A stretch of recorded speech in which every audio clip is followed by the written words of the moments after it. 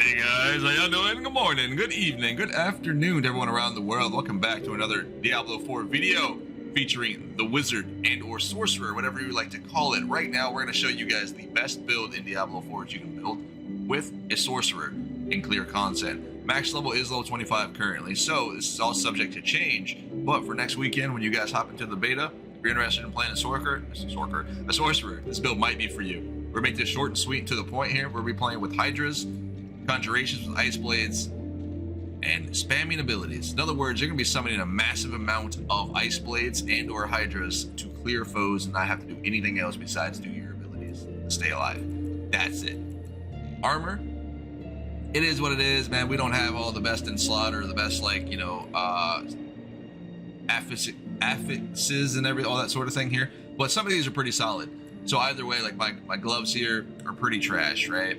Attacking enemies at a basic skill increases the damage of your next core skill, stacking to the 5%. Considering my core ability here is going to be Hydra as a Conjuration, it's not the same thing. It does not get that benefit, okay? Now that with that out of the way, our boots, Flame Shield. Pretty solid when we're using Flame Shield, but instead we're opting to use We're opting to use Frost Nova instead.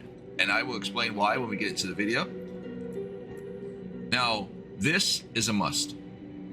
You must have one additional Hydra. So you can either find it on your weapon, you can find it on your amulet, you can find it on your offhand.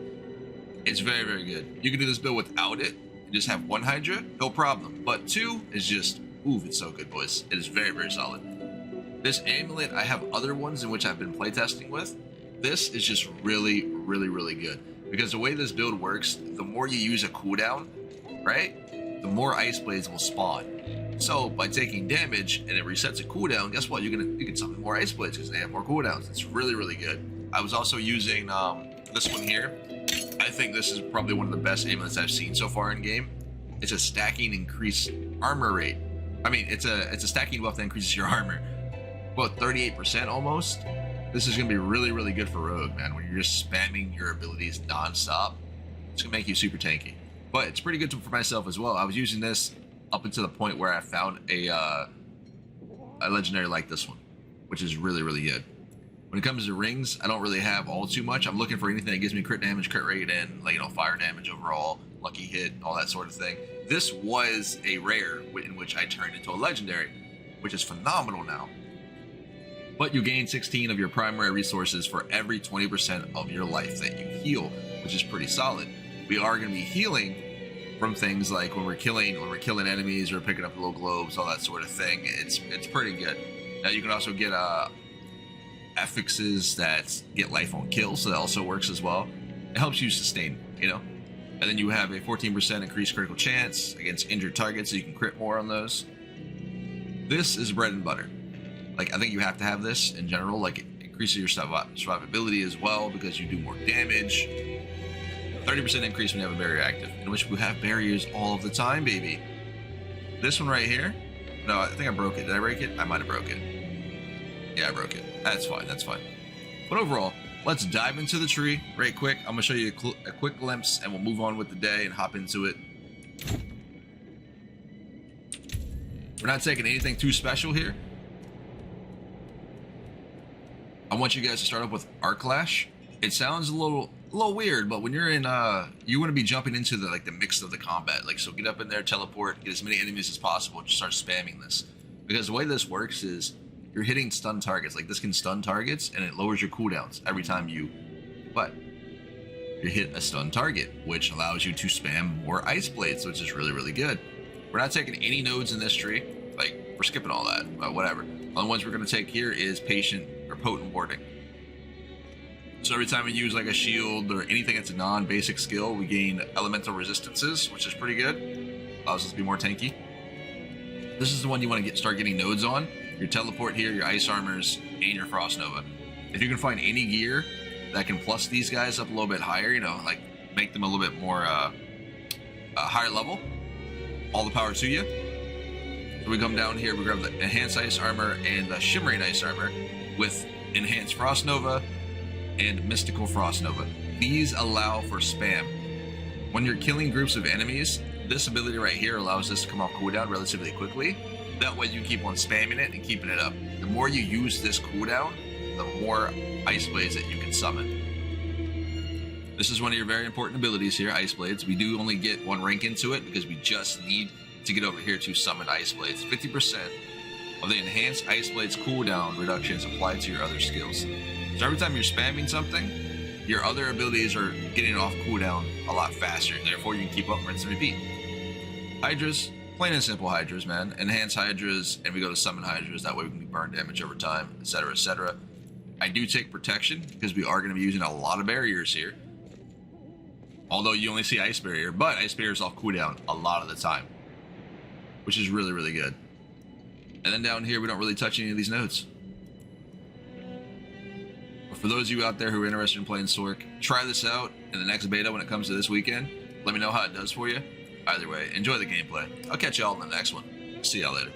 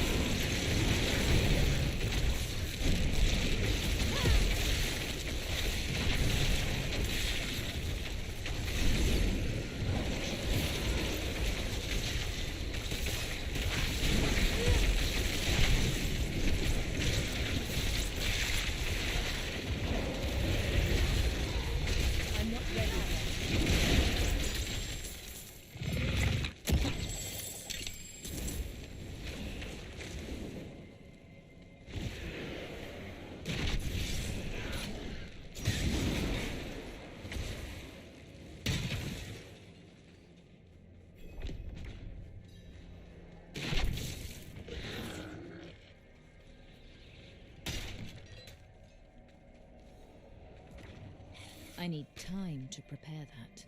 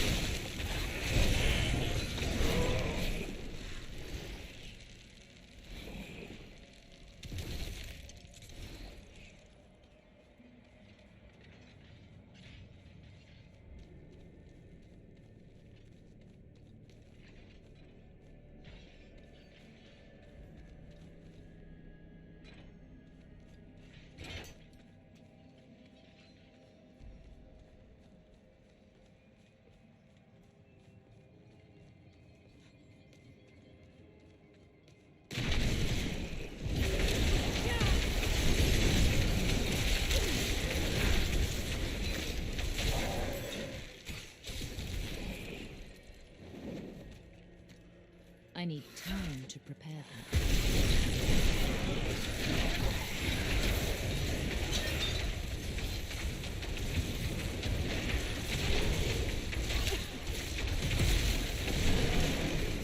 I'm not ready yet.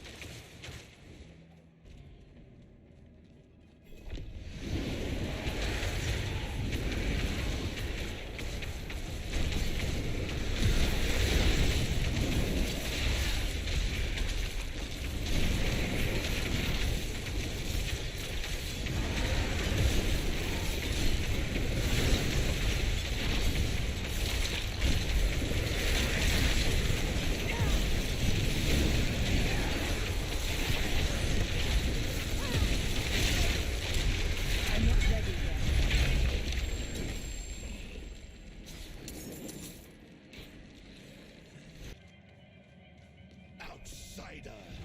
Beyond this truth, there's nothing but death and mourning. How fitting it shall be your grave.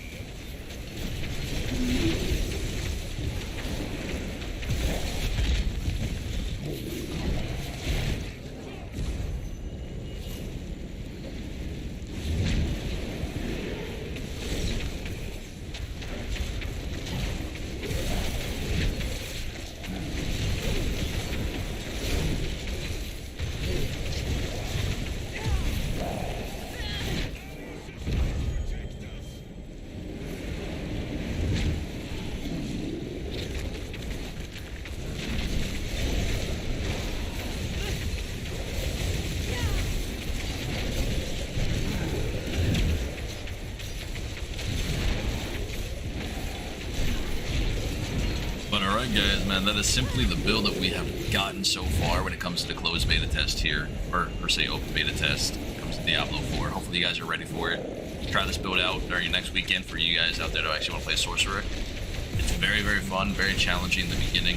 We are playing on hardcore, so we actually did finish the world boss as well, which is pretty dope. Let's see if I can find my video of that and post it up there. This is pre having double hydras and stuff, and obviously we're not level 25 at that point, but we were still able to take them down by being safe, sparing our shields to keep alive, and just dropping hydras and doing just that.